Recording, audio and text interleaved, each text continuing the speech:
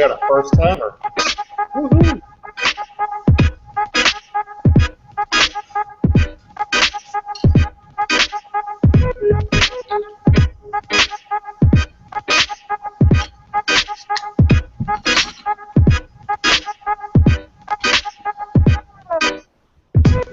What is up, Panther fans? It's your boy, the Professor, a.k.a. Tony Dunn, and this is the C3 Podcast, brought to you by CarolinaCatChronicles.com. Never fear, it's Tuesday night, and we're always here, talking the Carolina Panthers. We're not getting paid, we're doing it for fun. We're doing it for that one love, that Panther Nation. Even if it's forced, even if it's unnatural, I'll do it anyway. Guys, I'm glad to be here. I'm glad to have a party. I'm here as usual, with my homeboys. That's right, that freaking Puerto Rican Joe Riolano. He's always here. He's always questionable. He's always listed on the injury report. What's up, my man? Tony, it is a pure pleasure to be here on a Tuesday night with my two main men. We are getting ready to get down, get funky, and get with it. We have some serious topics to discuss tonight, and it's going to be we got some fun stuff. Of course, today was a big payday for a certain number one in the Panthers backfield. That's going to be a hot topic today, and I'm ready to get this show started. Oh yeah, and then we got the Nomad, Mel Mayock. He's been here. Is this 3 consecutive shows? I think so, man. That's got to be some kind of record. It's a record. It's a record. It's like Joey. I am excited to be here, though, man. I mean, June is supposed to be the slowest month in the NFL. Man, it just seems like there's something bigger and better to talk about every week. I'm excited. C3 is the place to be, man. Carolina Cat Chronicles, check us out. Something new every day. It's going to be a lot of fun tonight. We got a big interview. Can't wait. That's the truth. Tonight, big show for you guys. This is the premier Carolina Panthers podcast, the C3 podcast, guys, and we are here every Tuesday night bringing you the hottest Panther fan talk, Panther talk from the fan perspective. You know, big day today. The name of the show is in honor of Poppin' Bottles. It is episode 15.18, and it's nothing creative. It's just Cam's blockbuster contract. We've got a big interview tonight with Damiere Byrd, Carolina Panthers wide receiver, former USC Gamecock, and the boyfriend of one Miss Susan. And we have got all types of fun. We've got the hottest audio when it comes to Dave Gettleman in the press conference. The hottest audio. What am I talking about? It ain't hot. It's just the audio. You know, we got Dave Gettleman. We've got, well, we don't have him, but I got a clip of him. I got Cam Newton. A lot of talk going on. Big news today. So you guys, it's CarolinaCatChronicles.com. You can follow us on Twitter at @cat_chronicles. The ticker is not working tonight, so you can hit us up. We're using the hashtag C3. Tweet the show. We'd love to talk to you to discuss this. It's just fans back and forth. And that's about it, guys. I think it's just time. Let's just pop right into the show, guys. Lots to talk about tonight. Let's just start with what's hot. Austria. Good day, mate. Let's put another shrimp on the barbie. No, I'm just getting warmed up. Here's Charlie facing the fire, and there's George hiding in Big Daddy's pocket. Dylan and Dylan, because I spit hot fire. Like a flamethrower to this place. What's hot on C3? Nothing's hotter than locking up your franchise quarterback, 26 years old, to a 5-year deal. I think the details go something to the tune of $103.76 million over 5 years, which includes $67.6 million paid in the first 3 years. It looks like that 67.6 is pretty much guaranteed. You got $22.5 million signing bonus, $7.5 million roster bonus in 2015. I mean, this really is a 3-year deal for $60 million in many ways, is what I see it as. what do you guys? Hey, you guys feel good? Are you relieved, Joey, about locking down Cam Newton for 5 years? I am. This is something that I'm glad that we're able to take care of before the season started, because it could have been a detraction. It could have been something that took away from his focus, week to week. It could have been something that would have been brought up constantly by reporters. And, God forbid, he should have not gotten something worked out and left and gone to the Cowboys. That would have been a nightmare. Yeah, I mean, I just don't understand the talk about not doing this. Right. Now, the numbers come out. What was interesting to me is we put out a story late last night just because you got to get something up on the Cam contract. And my idea with this is that, hey, let's not be surprised if we see $50 million guaranteed. That 55 number, some people were saying, you got to 60 really, and really you could say maybe even 67. I didn't get the feeling that Panther fans were all that overwhelmed by this number today. Mel, did you get that feeling? No, I think when you really sink your teeth into the numbers, it's a very team-friendly contract. He's getting paid. There's no doubt about it. High guarantees, etc. But did you know that his cap number is actually coming down this year by nearly $2 million, $1.6 million lower cap hit this year than what he was scheduled to make already? That helps. We could use that $1.5 million, I'm sure, and we've got a ton of money next year. It seems to me this is team-friendly, also Cam Newton-friendly. This contract was pretty much everything I expected it to be. This is a typical bus cook contract in my eyes. Mel, you know what I think is great about this contract, and what I think is most player-friendly about this is that there's a good chance that Cam Newton is renegotiating in year 4.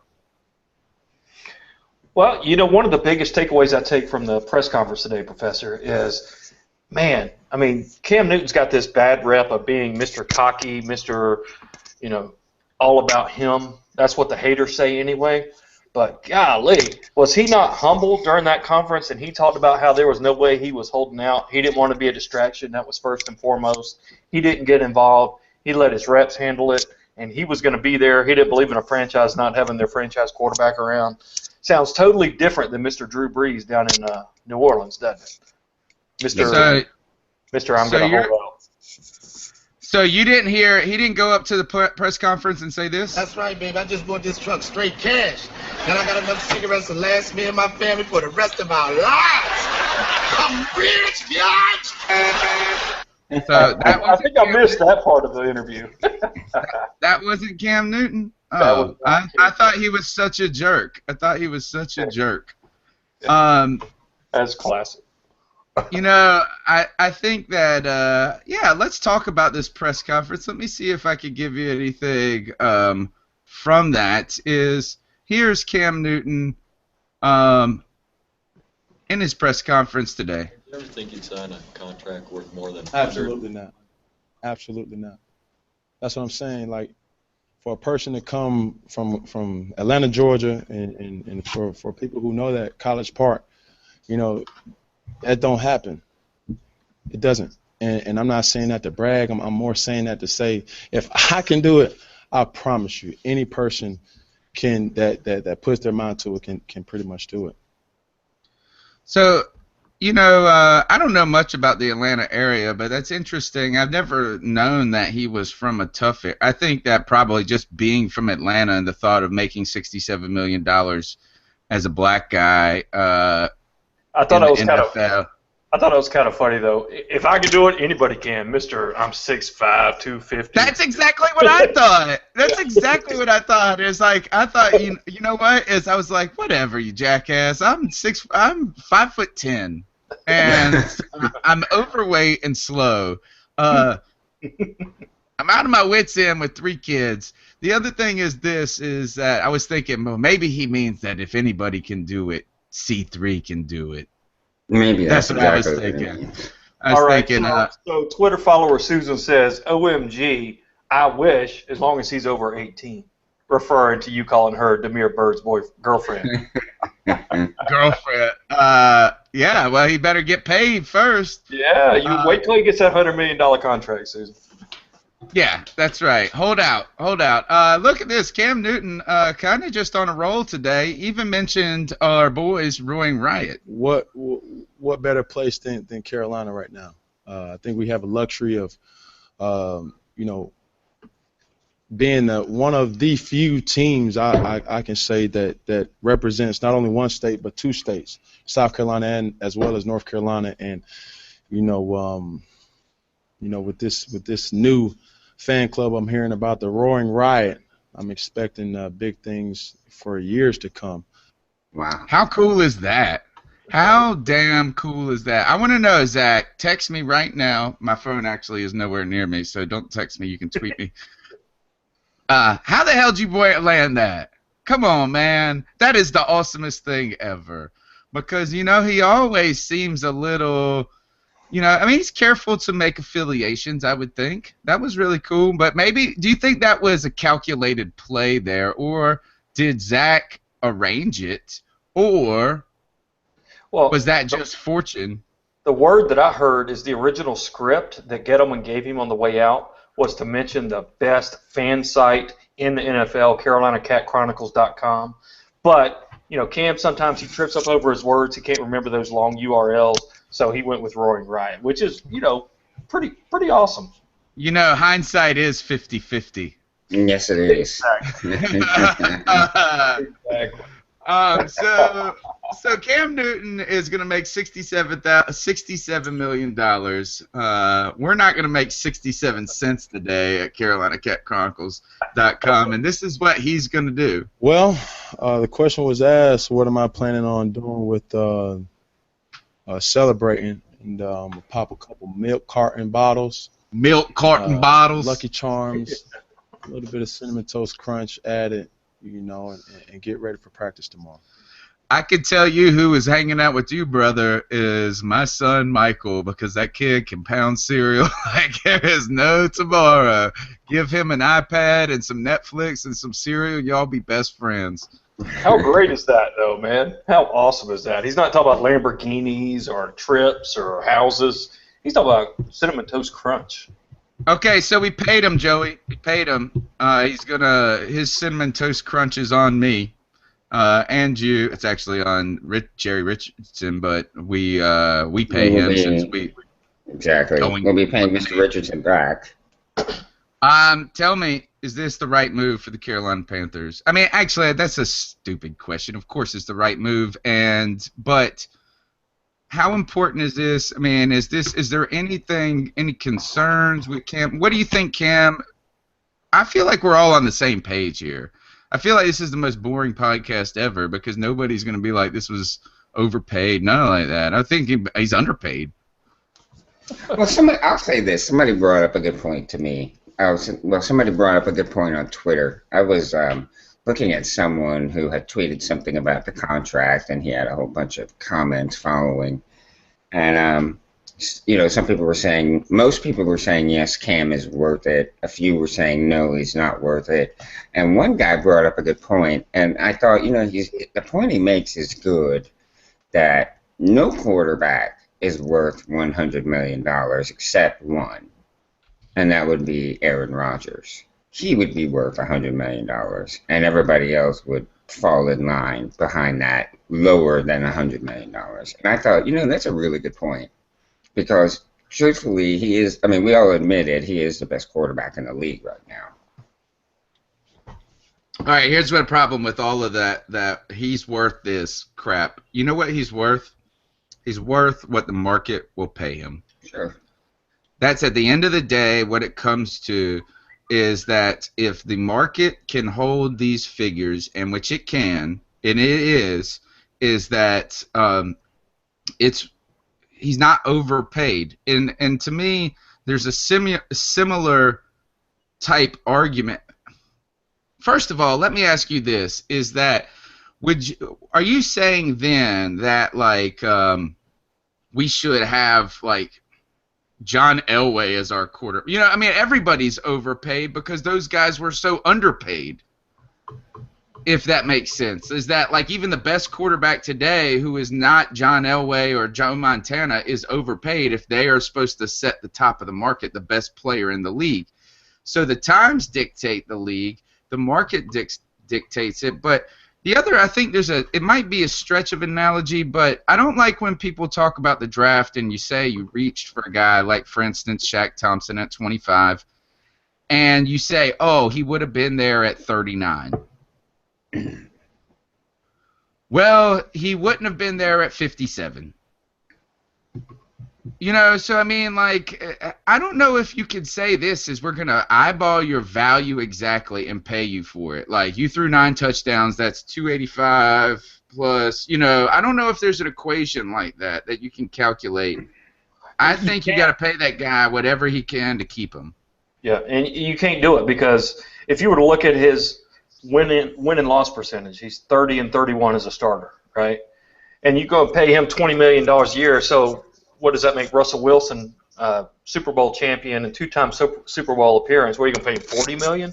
Right. So it's what I hope they do. I hope they pay him $800 million and drive that whole organization out of business. Absolutely. Really, it boils down to team by team. You know, what is the value to your team? And what is Cam's value to our team? $20 million? That's probably low. Yeah. Do you think that he held us hostage? You know, I was going to say that's a good point. The only time I would get upset with a player for the money they get paid is if they hold out and they negatively impact their team. Cam did not do that at all. He's really been very, very classy about everything. He has. Despite all the criticism that he generally takes. When I say if he held us hostage, you know what I've got? I've got that. What is that? Like condition you get when you fall in love with your people that hold you hostage? Oh, you know, you get it's like a syndrome. It is a syndrome. Something syndrome where you love the hostage taker. You start to feel empathy for them. That's what I've got for Cam Newton. Somebody tweet us in what that is anyway. You know, I don't know. I don't think anyway. I think the deal was very legitimate. I have not seen the backlash anywhere on social media that I expected. When you there was a Saints fan who tweeted in saying, "Ha ha, he held your team hostage." That was the pot calling the kettle black there. Yeah. So how far do you think he can get us? How far does he think he can get us? And this is what Dave Gettleman said about this. What really gives you that belief that he's that guy? Because he keeps getting better. He makes plays under pressure. He won his first playoff game. We're growing. Cam's growing. We're growing. We're growing as a team. We've got a really young group around him, and we've got our 6 or 7 older guys that that we obviously count on. But this is a younger team, and it's growing with him, and he continues to ascend, and I still think there's plenty of room left. Oh, you guys, can he get us to the promised land? And it's called the Stockholm Syndrome. There you go. According to Panthers fan in Texas. Thank you. Thank you. I think he can. My thought is this: is that for any person that thinks that there was a better decision tonight, or with Cam Newton, what is the alternative? Simply put, this is a great deal for the Carolina Panthers. They're really only locked to Cam for 3 years. Even though, don't you worry, Cam Newton is going to be a Carolina Panther for a decade. A decade. Don't you worry. This will not be the only contract the last contract he signs with the Carolina Panthers. But you get him now. You don't use a franchise tag, so you save a lot of dough there on a short term. You also, that would have been like $25 million of franchise tag. On top of that, you get him from he's 25 to 30 or 26 to 30ish. Then you can get him till he's 35 years old. You can get this guy's entire career. You lock it up a year early. If we would have waited to the end of this season, what does the market do? The cap is ever expanding. I don't see any negatives with this. And the idea is this, is that if there is a negative, there's nothing that can overshadow the idea of him walking. What would be this franchise without him? It would be awful. It would almost be as bad as the day that the Hornets left to go to New Orleans. Almost. Not quite, but almost. So I think that's what you get is that, let me see, I thought I had something from Rivera on him as well. How about this? Here's Rivera on if he's worth it. Signed as your franchise quarterback. Does his leadership role change at all? No. Who he is and what he is for us is exactly what we want. He's getting paid this money not to be something that he's not. To be paid, he's being paid for what we believe he is, and that's our franchise quarterback. That's what we expect of him. We expect him to continue in that vein. We expect him to continue to be that guy on the football field that guys rally behind.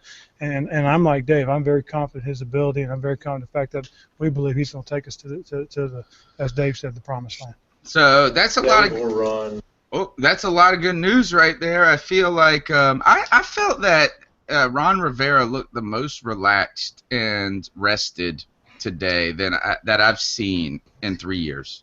He looks like he's really coming into his own, doesn't he, as a head coach? Mm-hmm. I still think they give him too much responsibility in the press side of things. Like, he is really good with the press. We got to give him credit for that. He does not screw up with that. I feel like they were asking him to comment on. He's been commenting on Cam Newton's contract like there's no extra news and stuff. I think he should just be like, I'm here to coach. That's it. But I do. We gotta love Ron Rivera. I think he's handled all that well.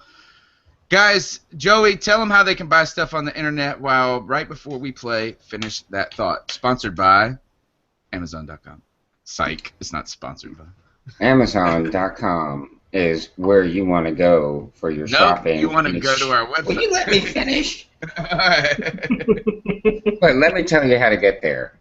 You're going to be on our site anyway, reading all the hottest takes for anything related to the Carolina Panthers. So while you're there, look up at the tabs. You'll see Amazon.com. Click it. It'll get you there. You can do any shopping you have just like you normally would. Make your purchases, and it won't cost you anything extra.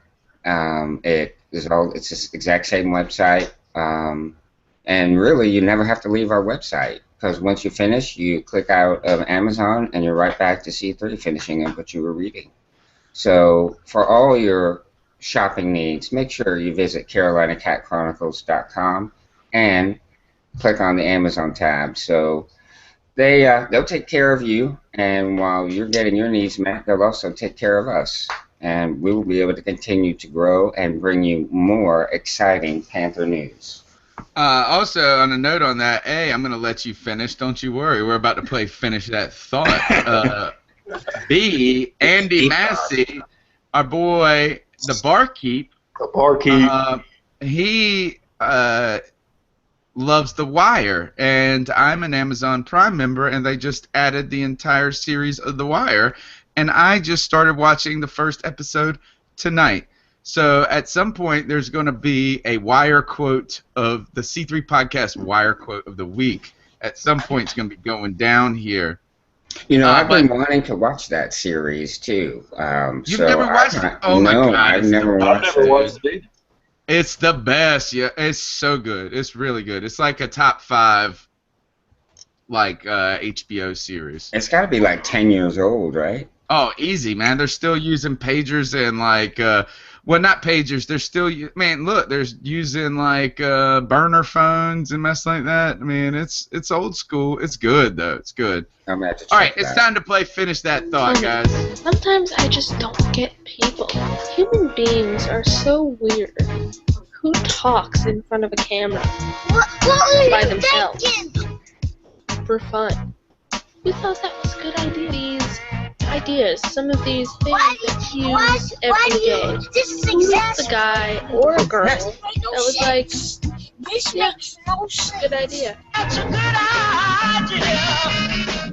It is a good idea to let Joey finish that thought, and this is a time where I tell them, I give them a statement, and I let them actually finish it. And here's your first one to finish, Joey. Cam Newton signing through 2020 is... I'd like to welcome you to this segment of the show, folks. It is called Deep Thoughts with Joey Lano. I got to get some music for that.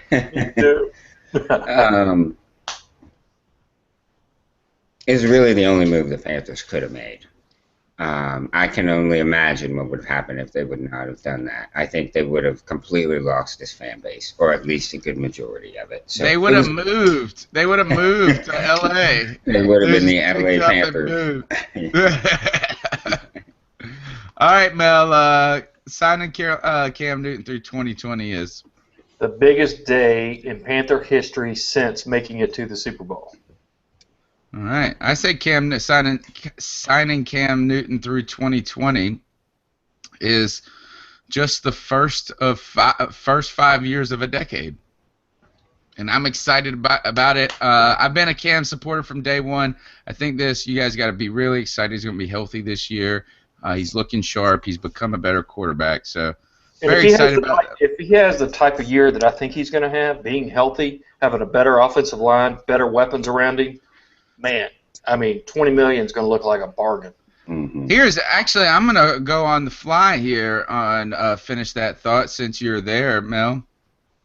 Cam Newton, generally, you can tell that pressure weighs on him heavily. Mm-hmm. You can see it in his face that this is not to say that it breaks him, but he is a guy that feels the jitters. He's never going to make a living playing poker out in Vegas. Right. That's exactly right. So, does this contract adds what to his shoulders? I think it takes pressure off of his shoulders. I think now he's like, that crap's done. Let me just go play football. I don't have to worry about nothing now. Joe, this contract adds to Cam Newton's shoulders.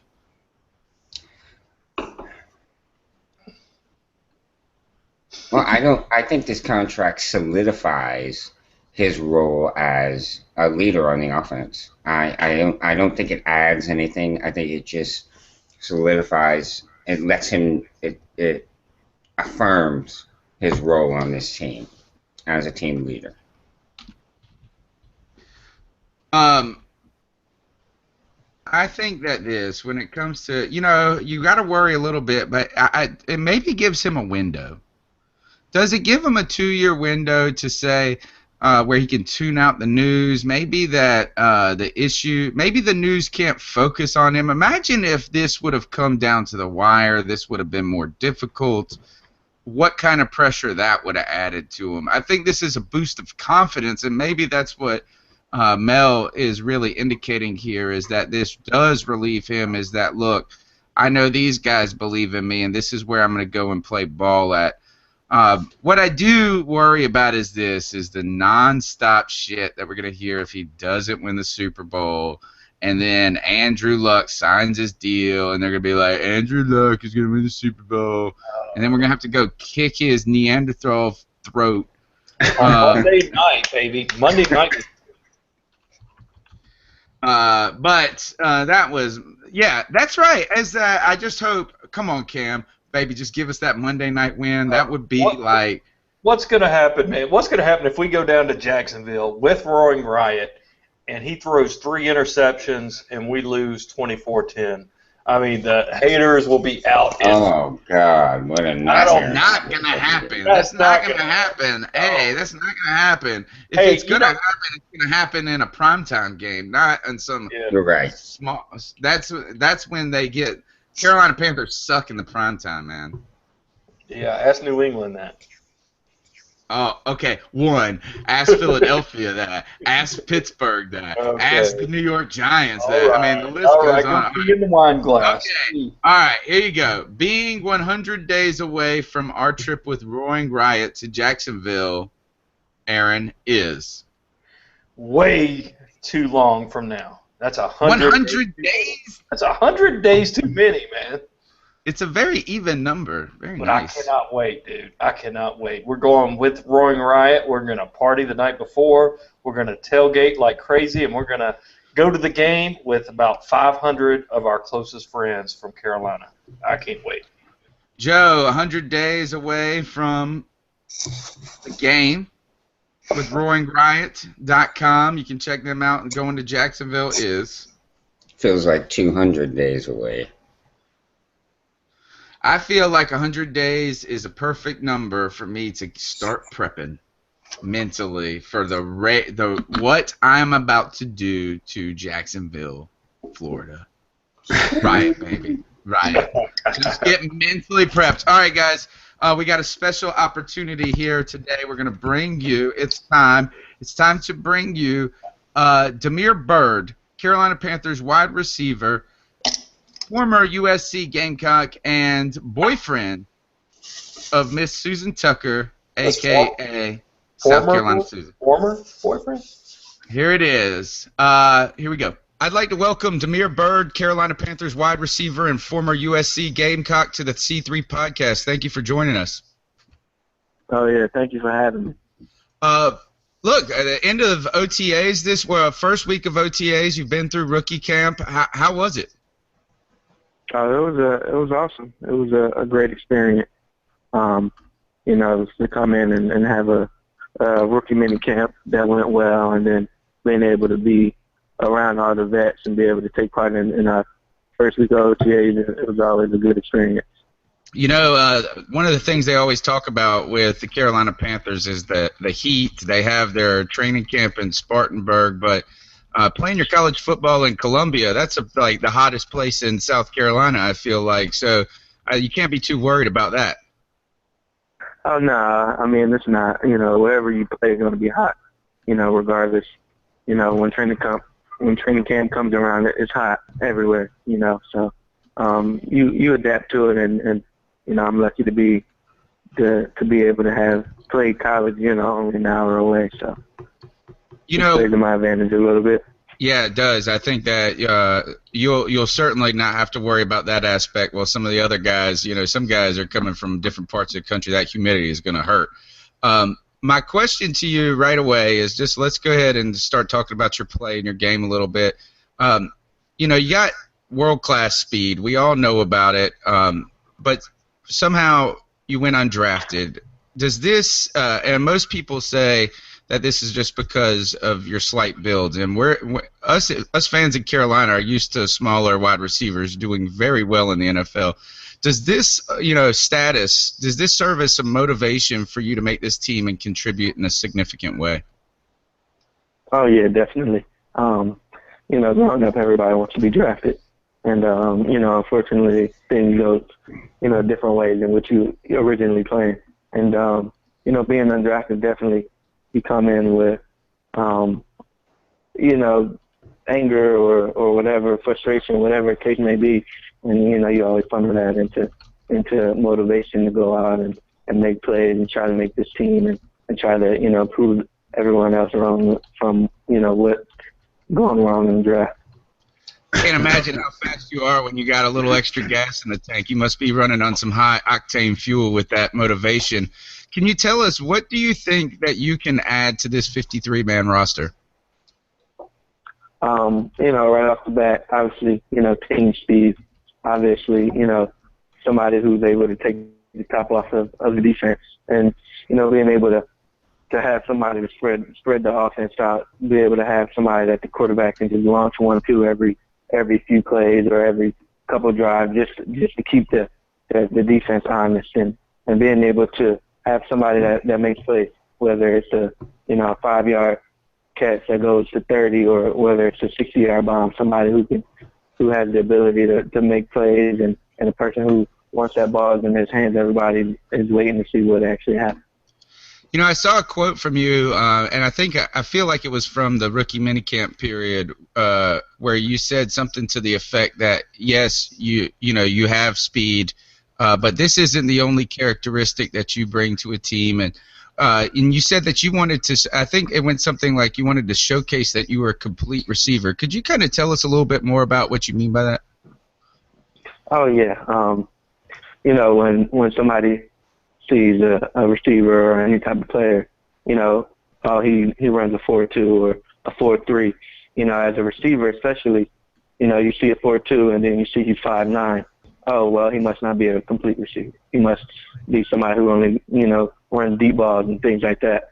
Well, that's obviously not my game. You know, I mean, that's a part of my attribute, yes, but being 5'9", 175, if that's the only thing that I can do, I obviously wouldn't be here. And I feel that, you know, I can catch the ball. I can run routes. You know, I understand defenses. I understand offensive systems and how we work and how getting open and how to do things like that. You know, obviously at my age and my point in my career, I have definitely a lot of things to learn, a lot of different things that I can learn to better my craft and become a better receiver. But I also feel like, you know, with my perception being fast and being small, you know, everybody automatically jumps to assume that I'm not a complete receiver, that I can't run routes, that I can't catch the ball fluidly. So that's really my goal, is to knock off that speed perception and to say, okay, well, he's 5'9", he can run a 4.2, but he is a receiver. He's not just a fast guy. Mel, that's the first segment. We're going to do this in we'll try to break it up into 2 or 3 segments. It's kind of on the fly tonight. Mel, you like Damiere Byrd a lot because you think that his game complements, or should we say would add a lot of diversity to this offense. How do you feel about these what he's trying to face here? He's really facing an uphill challenge, but there's a confidence there. There's a chip on the shoulder. Tell us why you think he could be a good addition to this Carolina Panthers team. Well, I'm going to say 2 reasons. The first one is the best talent evaluator out there recognized Remmers as the potential right tackle for the Panthers early on when nobody else thought he would be there. And if Susan says he can play, then he can play. So that's number 1. But number 2, and a little bit more seriously, the fact is we got the Twin Towers. We got the big boys. We've got Funchess, a.k.a. the Funcheyes, on one side. You got Kelvin Benjamin on the other. Yes, we got Philly Brown, who I think deserves another shot this year and has earned his spot on the team. But what Byrd brings that nobody else brings is just that incredible, absolute cat-like quickness. You know, just that gnat on speed type of player that is going to cause defenses fits. I mean, you put him on the 3rd best defensive back on the opposing team, and he's going to get deep. The one thing that Byrd said in that statement that stands out that just really is eye-popping is 4.2. 4.2. That makes, you know, track stars look slow. That is. And he says too. Andy says that he runs that consistently, and he really says he runs a 4.19 consistently. That's sick, man. That's all right. crazy. I think Abby raises the most important question here, and before we jump into the next spot is, but who doesn't make the team to give him the spot? Jericho, right? You know, I just feel like from Dave Gettleman's press conference today, he said the 6 or 7 older guys we got. Like, I mean, how many? I mean, they were talking about how young the Carolina Panthers were. I mean, you're going to throw away the one older guy, you're down to 5. Roman Harper's going to be hurt, you're down to 4. To me, you get rid of Cotry, even though he's an NC State guy, so you know I like him. But you got to make room for the up-and-coming talent, man.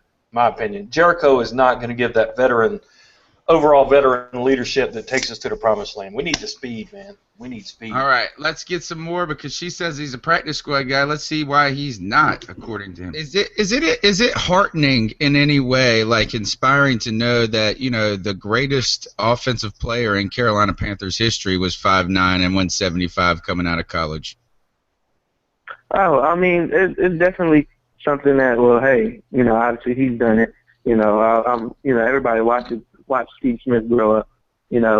watch him play when you grow up. And, he's somebody that, obviously, I'm 5'9" and I'm a receiver. Yeah, he was somebody that I watched growing up. There's plenty of receivers, regardless of where they came from and where they played, who made a living, who were my size. And so it definitely shows that somebody of my stature, somebody of my size can definitely play and do the things that can become successful. Yeah, I mean, it's certainly got to be a little frustrating when that's all that people talk about. One of the things that I've seen is that, I'm an East Carolina Pirate, so, we've played your team. We've always been the underdog when we played South Carolina. And one of the things is I feel like the national media can so take a hold of a narrative. I've watched your tape and what I can, I'm not as familiar with South Carolina as some of the guys that write for the site, but all I'd see is you make the catch, and so I feel like the national media gets a hold of something and they just want to say something. So it's really neat to see you want to focus on that more than just your speed game. Could you tell us though, how do you think you could contribute on special teams if that's where your number was called? Oh, I think that I can contribute, anywhere on special teams. Coming out of college, I played on a punt team as a gunner. I did hold up on punt return. I ran down on kickoff return, on kickoffs, to make tackles, and then also I can return on kick return and punt return. So I feel that as though that I can utilize, my speed, my quickness, and my elusiveness, not only as a return man or somebody on kick return, but also using that to my advantage to get them down the field covered and covering kicks as well. You mind fielding punts? Because I think you're going to be a great receiver, but I think you could be dynamic in the punt game. Is this something that you feel as well? Oh yeah, I've always caught punts, back to high school. During college, I actually didn't field them in games, but every day during the week, during practices, I was back there catching them with everybody. So I'm comfortable catching punts and kickoffs. So whenever I have an opportunity to go back there, I will.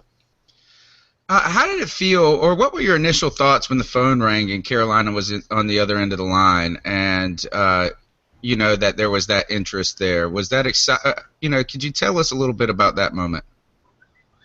Oh yeah, it was definitely a long weekend, and emotions were all over. From a little disappointment to to anger and to frustration, and then it all fades away once the draft ends, and then your phone starts ringing and you start getting calls, and I already knew that Carolina would be calling, just from conversations earlier, during the draft or pre-draft and things like that. So I definitely was excited, and I was hoping that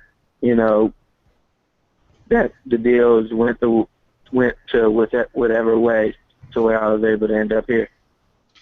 Could you tell us about maybe one or two of your favorite memories while you were at University of South Carolina? Favorite memories probably will be, playing Clemson every year. Going 5 years in a row, beating them, playing well against them, almost our entire career, losing one time my senior year, and also winning, every bowl game that we were in my entire year, my entire 4 years. We played great programs in Michigan and Nebraska, Wisconsin, and then also Miami, and to be able to walk away with 4 wins in bowl games from, 4 programs that are, obviously withstanding history-wise in college football was also a great memory to have. What I was going to ask you this, and this is kind of a funnier question, is who's faster, you in a 40-yard dash or when Coach Spurrier throws his visor on the ground? I'm not sure. He might throw that throw it a little bit faster than what I can run a 40. I'll tell you that. Yeah, he is quick. The old ball coach is quick to throw the visor down. All right, we were reading about you. We've been following you. We're already going to be launching a series on our website called Bird Watching. One of the things we ran across that we found really inspirational and that we liked a lot is we saw you a promotional video about a talk you did with Velocity Student Ministries at Ebenezer Pentecostal Church. The video states that it's one man's story that will change your life. Could you just tell us a little bit about that story and that talk and maybe the importance of faith and tackling the NFL? Oh, yeah. Basically what the story was, I'm originally from New Jersey, Philly area. And coming into college, I made that journey all the way down to South Carolina by myself. And within the first 2 months, I ran into some trouble, and I had a 4-game suspension from the NCAA that at the time nobody knew was wrong. Including myself, my parents, my family, and including Coach Barrier and everybody else. Nobody knew that it was against NCAA rules, and the NCAA kind of ruled against us. I guess as they use us as an example. So it was definitely hard in the beginning of my career, going all the way down there and facing that adversity by myself, without my parents, without family, friends. And it got me to the point where I wasn't able to continue. I didn't feel right continuing to play football. My freshman year, things were hard, and I was ready to pack it up and try to transfer or even stop playing and just continue to run track. But by the end of my freshman year, I was able to put myself around the right people, and to help build my faith, and it's helped me through the journeys here, all the way to here, becoming an undrafted rookie, and then now trying to build forward and use that strength to make this 53-man roster. Man, I can't tell you, that to me might be the most exciting part of this story. That it's really good to hear that. It takes that character, it takes that adversity to do well in anything in life, and if anything comes easy, it doesn't last for long. So that might be for me the brightest part of this interview. My question also, I told you we like to keep things fun, so that was serious. Now we're back to fun. We always, since we are a fan site, we always ask about food because that's what we love to do, tailgate. My question is, taco. Are you a taco fan? And if so, soft or crunchy? Taco, yes. Crunchy.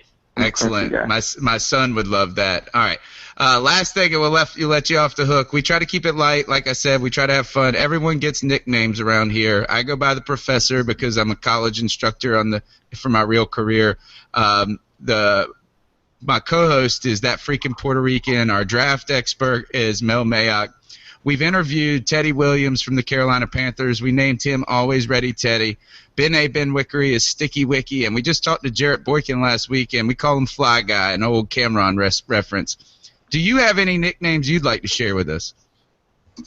I pretty much have the generic ones, Birdman or Birdie or something along the lines of that. So those are the really two that people call me. We've already been working on it. We're shopping it around. Right now, the leader is the Roadrunner because he was a fast bird, and so we're gonna shop that one around. But definitely, we're gonna be watching you closely in camp. We're gonna be rooting for you, and we'll be pushing out a series called Bird Watching. We just want to let you know we think you could add a lot to this team, and if you could just tell our fans, what would you like them to know about Damiere Byrd that they don't, or to come away with? I just want them to come away with, I'm a player that can do everything that is asked of for this team, whether that's offensive side of the ball, catching, blocking, and and making plays that wise, or special teams and returning or making tackles. Whatever the case may be, I always put 100% effort out there and 100% mentally and physically into this game, and then to building this team, and then try to push forward to have success and ultimate wins. Fantastic job. We're going to be rooting for you. We'll be down at training camp, so you'll hear us. We'll be the loud, crazy ones cheering for you from the sidelines. Oh, one other thing I forgot to say this is our C3 fantasy football winner last season, who we have a big fantasy football challenge. 48 teams are involved, and she is a huge Damiere Byrd fan. Susan Tucker at SC Susan 1516 has already implied that she's going to be if you make the 53-man roster, she's going to draft you on her fantasy football team. My question to you is, would you draft yourself on your fantasy football team? Yeah, I think anybody in this world would draft themselves. I think that would be awesome. I think you'd be silly not to. I would definitely do it if I was you. Of course, definitely. All right. Well, thank you. You're great, man, and we'll catch up. Hopefully we can catch up with you in training camp and see how things are going. I appreciate it. Thank you. That's Damiere Byrd, Carolina Panthers wide receiver, fighting hard for a roster spot and enjoying the experience. OTA, training camp on the horizon, former Gamecock, and also fantasy football fan of himself. Taco guy. What do you guys think? Another good interview. This is like 4 or 5. We're on a roll. First of all, let me just say your new nickname might be Barbara Wawa, because you were just killing this interview, man. There's got to be a male guy. Can I be Phil Donahue? No, that's kind of a tribute to Caitlyn Jenner out there, Yeah, pretty much. Hey, teach their own. Let it be. But no, great job. You nailed that interview, dude. And I like my ice up pick.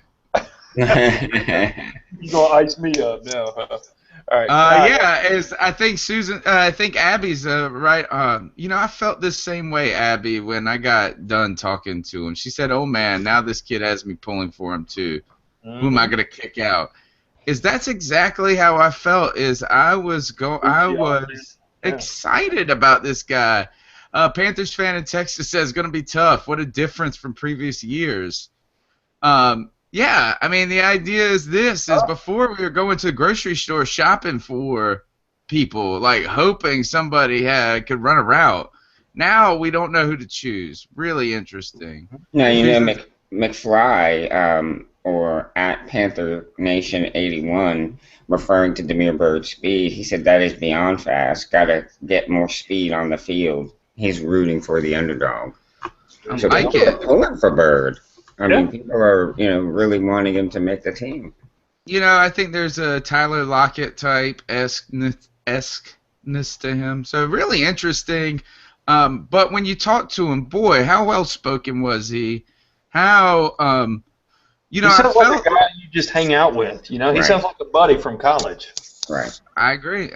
Really, really impressive, I thought. I was blown away. And not that I thought that it was going to be bad. I mean, just isn't it great when you really get to meet these people, and get to know them a little bit and know the anxiety, the excitement, the nervousness, the anticipation, all of those things. It's the human element. Guys, we've got to hurry up, but we cannot go a show without playing, and I hope if I even got a little Backdoor Fiction! That's right, it's a little backdoor fiction, also known as Factor Fiction. And right now, wide receiver coach Ricky Proehl came out earlier this week and said the Panthers have every weapon in their arsenal at wide receiver. Fact or fiction? Joe, start us off. I say fact. We're covering all the bases. We got tall, we got short, we got slow, we got fast, we got young, we got old. So I have to say we got one old. Well, nevertheless, we got old. Yeah, you're right. So, I'm just saying. That's better than more old. Good point. Right. All right. Sorry for interrupting. So yes, we do have all the bases covered. Basically, we have a really wide variety and selection to choose from. The decisions are going to be tough. Yes. Mel, wide receiver coach Ricky Proehl came out earlier this week and said the Panthers have every weapon in their arsenal at wide receiver. Fact or fiction? I tell you, I am as excited about this wide receiver core as any in recent history, especially any since the departure of our beloved Steve Smith. But I'm going to have to say fiction. The reason I say fiction is we don't have a proven star yet. Now, they got a chance to go out and prove it, but they haven't proven it yet. So I'm going to say fiction. So you're not counting Greg Olsen in that receiving bunch? He's a tight end. Okay. But, you know, and he wears snowshoes. Well, he does. I still think he's as close to a proven star as we have in our receiving core. So he's the star of the receiving core? I don't think you can. I mean, you can make an argument for it. He did have 1,000 yards receiving last year. Yeah, I mean, I guess when you put it that way, damn, Joey, when you put it that way, our star receiver tight end. is the slow-ass white tight end. You want to talk about facts, but then, yeah. Yeah, I think I'm gonna go fiction here with Mel too. Is that I think we have the potential to have all those weapons. I think we got to see Stephen Hill, what we hope for. You know, is that are they all going to be on the team? You might have every arsenal, but if they're on the practice squad, that doesn't help. Right. So we'll see if we can get. You know what I want to see is this. I want to see a guy in this receiving core that can get yards after the catch. Mm-hmm. If I could just see that, and not just straight line speed like Ted Ginn. Don't tell me it's Ted Ginn, because Ted Ginn's got straight line speed. You give him the screen. If nobody touches him, yes, he's going to burn everybody. I think the fun chance is going to be that guy. That's what I want to see. I want to see one guy make a move. Please just make a move in the open field. Yeah. Help somebody fall down. All right. I want somebody to fall down. You know, I felt like Steve Smith did that so much, and maybe that's just what I love. All right. Fact or fiction, even if the Panthers win a Super Bowl with Cam, there will be haters to say he sucks and is a scam. Or we could put it in a different way, that the Panthers won in despite of Cam. Joe Riolano, fact or fiction? I think that's a fact. I think you're always going to have people that are going to hate Cam. Anytime you have success. Because he's black. Anytime you have success, or anytime you're changing what the norm is, or what has been accepted as the norm for a long time, people don't like change all the time, and people won't embrace change. So they're going to hate. Yeah, they're going to hate on it. And I think no matter what the Panthers do, they're always going to be haters for Cam. Mel, fact or fiction, Panthers win the Super Bowl with Cam, there'll be haters that say he sucks and is a scam. Oh, man, that's straight up fact. I hate to say it. You know, yeah, I even texted time. It is. I even texted with my best friend that's not C3. A buddy that's not one of you two. I texted a lifelong buddy. I said, "Hey, we signed Cam." He's like, "Man, he's a scam." I'm like, "Geez, really?" Unbelievable. He's a Georgia fan, so I had to tweak him a little bit. I like Georgia fans. I got no problem. I do too, but I had to tell him. I said, "Hey, you know, the Panthers did give in on the contract and said that they agreed to yell War Eagle after every Cam touchdown." That didn't help. But you know, you're always going to get these people. It doesn't matter what he does. It doesn't matter if he repaired his own ACL on the fields, with Dr. Andrews giving him hand signals from the skybox on how to do it, and then led you to a touchdown. There will be people that hate him. So obviously this is a fact. all day long. Just a comment. We got a suggestion from a listener, and I shouldn't have said. I didn't want to say this, but now I'm out of beer. So party foul. Don't worry, there's plenty more, and I've been drinking the whole time. So somebody told us to be that we were a little forced, or that I was forced in that tried to make this show, tried too hard. And I was thinking about this, and he said, just be more natural. And I was thinking this right before the show, guys. How much more drunk do I got to get every week to be natural? Seriously. There is no more natural, brother. Is that all I do is get hammered on Tuesday night and talk about football. It's pretty natural. Joey, tell them where they can get some tickets to see the Panthers play. And Cam Newton, that blockbuster deal, has got to pay for it somehow.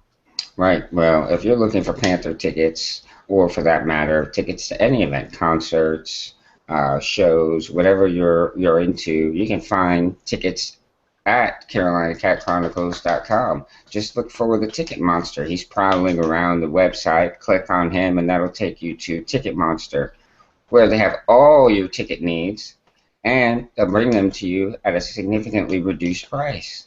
You don't have to pay any service fees whatsoever, and you never have to leave the C3 website. You can do it all right from our lovely location while you're examining all the hottest takes from the fans' perspective. Excellent. Guys, it's time. We're almost on schedule to get an hour show in here. It's time for our favorite segment. Time for a little Ice Up, Son, folks, where we tell someone in the world, in the Twitterverse, in the universe, wherever we want to be. It could be a 15-year-old kid. It could be an 8-year-old kid. It could be anyone. Everybody is fair game. First-time listeners, it has been 8-year-old kids that have been Ice Up Son candidates before. Yes, that's right. And it will be again in the future, I'm sure. And this is not the last time. I'm going to go and knock on that kid's door, drunk on a Tuesday, and say, this is natural, brother. That sounded really weird. That could be so different. It sounds weird. Anyway, this is where we tell you to ice up, son, where you got to toughen up, where you got to get your mess together, where we set you straight in memory of the greatest offensive player, not named Cam Newton, Carolina Panthers, Steve Smith. So, Joe, did you bring an ice up pick this week? I did. Well, fire away. Drop them. Would you like me to share it with you? Yeah. Do you want me to play some music or like take a nap before you do? My ice up pick goes to Old Faithful, my go-to. The Cleveland Browns. The Cleveland Browns this week have started to, I guess, take steps in moving away from Johnny Manziel. And it comes as no surprise to me. When you look back at the recent history and even not so recent history of the Cleveland Browns, they have been a quarterback carousel. They are a team that has been in search of a quarterback since Bernie Kosar. I went back and counted exactly how many different quarterbacks they've started over the course of time since Kosar left, and it is 28 was the number I came up with. Another reason to sign Cam Newton. Exactly. 28 quarterbacks. The Cleveland Browns have had several number one picks, and have never been able to land the guy. So I say to you, Cleveland Browns organization, find yourself a better talent evaluator. And until you do, until you land that guy, because he's out there, God knows he's been out there, ice up. Son. Ice up. Ice up. Organization. Ice up organization. All right, Mel. Carry us home with another ice up pick of the week. Mel Mayock is ready to go. All right. Yes, I am. Well, hey, there's a lot of candidates out there. There's a lot of stupid people in this world. A lot of people in this world I'd like to tell to ice up, son. A lot of unneeded hate. And when you talk about unneeded hate, it pains me to say I've got to pull out native charlatan, a young man that actually went to high school with my daughter. This is just, it makes me feel old. Side note, you're getting old when you see a car in front of you in traffic that has a classic car tag on it, and it's a car that your buddies used to drive brand new. And it's like a Toyota Corolla hatchback. It was a Prelude, man, a Prelude. No way. Yeah, so I'm feeling old today. But, all right, get back to this. This young man went to Audrey Kell High School, which Audrey Kell, that whole area, used to be family land to me, so I'm deeply rooted in the Charlotte area. This man went to Audrey Kell High School, went on to Notre Dame, which is my wife's favorite college. Then he went on, unfortunately went to the Atlanta Falcons, and I think he got poisoned somewhere along the way. Prince Shambo, the man had the world by his tail, had life at his fingertips. And story came out this past week. His girlfriend came out after the fact and said, the truth of the matter is he was jealous of her dog, a little tiny dog named Dior, little tiny Was a I don't know what kind of dog it was, but a little tiny thing. He went into the next room. She came back, and the dog was virtually unconscious. It was like a Shih Tzu or something. No, it's a Pomeranian. No, not a Pomeranian. Go ahead, Aaron. But it's about the size of a football, right? Just a little tiny, cute little dog. And obviously this girlfriend of his was a beautiful young lady who's a model and a PhD student. And she comes back in after leaving the dog with him for a little while. She comes back into the room, and the dog is virtually unconscious in its cage. She asked what he did. He put it back in the cage. Damn. I know, right? My bad. My bad. And he asked her, he said, hey, would you be upset if I told you I'm the one that hurt Dior? And she said, did you kick him? And he basically said, not once. No, more than once, yes. I mean, what a freaking idiot. That dog ended up dying, had lacerations, broken ribs, lacerated liver, crushed larynx. Yorkshire Terrier. Yeah, I mean. A little Yorkie. I got 2 little dogs, and I'm a sucker for dogs, I admit it. But Lord have mercy. I mean, a big dude, a linebacker, kicking a little dog, he's jealous of some sort. He's claiming that the dog bit him. Please. And he didn't say that to her that night. He's saying it now that he's going to jail. But he also was looking at fleeing the country, reports, This guy, yes, over killing a dog. Oh, my God. You know who else is a sucker for dogs? The Atlanta Falcons. Mm-hmm. God, boy, have dogs just caused them some damn problems. Well, hey, it ain't the dog's fault. It's dang QB dog killer's fault. Gosh. Well, what do you got to tell them? I got to say, Prince Shambo, ice up, son. Pick on somebody else. Prince. Dang, ice up. Little Yorkie, good Lord, little poor defensive little dog. Anyway, I got a nice up pick of the weekend. Goes to another valid candidate, and that goes to Jonathan Jones, number 2. Jonathan Jones is a repeat offender of the Ice Up Sun pick, and it goes to Charlotte beat writer Jonathan Jones, Charlotte Observer beat writer Jonathan Jones, who is against the Oxford comma. If you don't know what the Oxford comma, folks, is, it's the 3rd comma in a series, the one right before the conjunction. So if you said, I like chips, beer, and tacos, you would say chips, comma, beer, comma, and tacos. The last comma is known as the Oxford comma. So some people, I don't know who these people, these strange weirdos are, a.k.a. Jonathan Jones, one of them being, say the Oxford comma is unnecessary, and what it does is it causes a lot of confusion.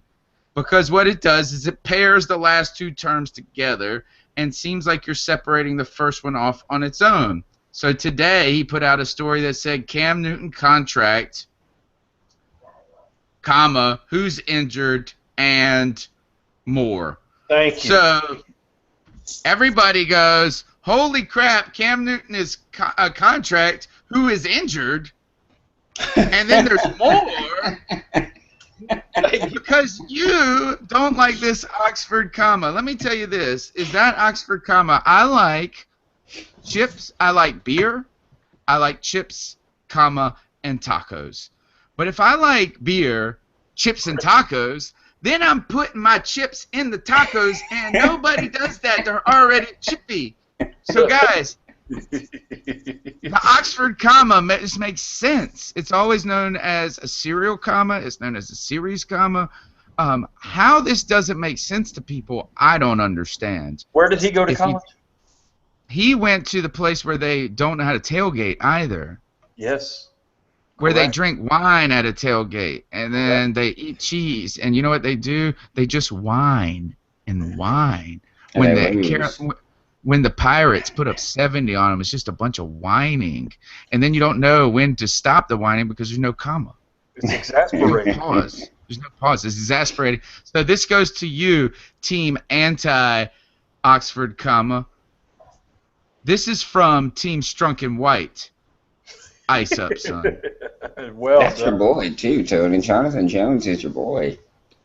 You calling him out? That's the show, guys. Yeah, I am calling him out. Second time. Joe Riolano, always injured but never misses a game. That's right. He's like Tom Brady. Joe, always on the injury report. Can you tell us how they can follow you before next Tuesday? On Twitter, at Joe Riolano.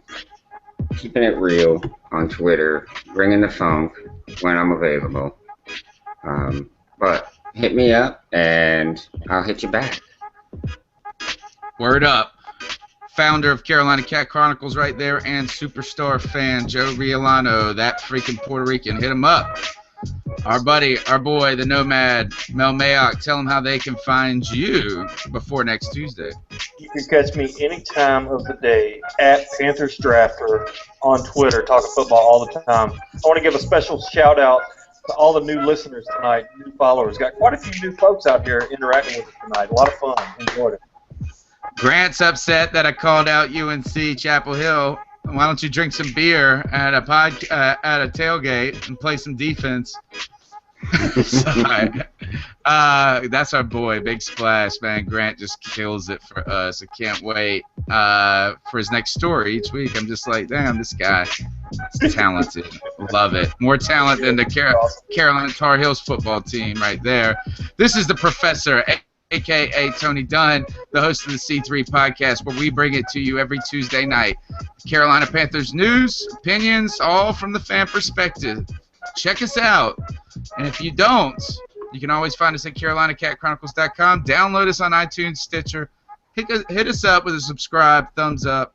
We'll see you next week. That's the show, fellas. Awesome.